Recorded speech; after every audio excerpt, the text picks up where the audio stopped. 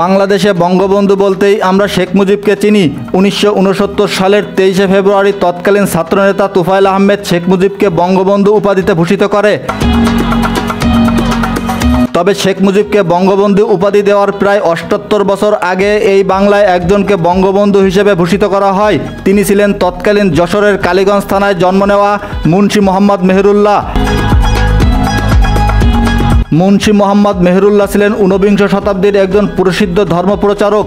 সেই সাথে তিনি ছিলেন লেখক, সমাজ সংস্কারক, শিক্ষাবিদ।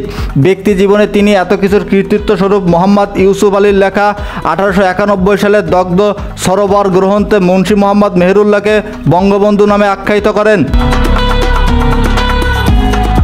মুন্সি মোহাম্মদ মেহেরুল্লাহ সম্পর্কে যতদূর জানা যায়, তিনি ছিলেন মুন্সি মোহাম্মদ ওয়াসের উদ্দিনের ছেলে।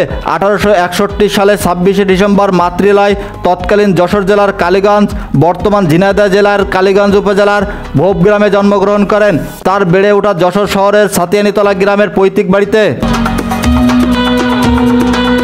মুন্সি মোহাম্মদ মেহেরুল্লাহর লেখা গ্রন্থের মধ্যে অন্যতম খ্রিস্টান ধর্মের অসারতা, মেহেরুল ইসলাম, পদ্মনামা, শ্লোকমালা, খ্রিস্টান মুসলমান তর্কযুদ্ধ, হিন্দু ধর্মের রহস্য ও দেবলীলা সহ আরও অনেক গ্রন্থ।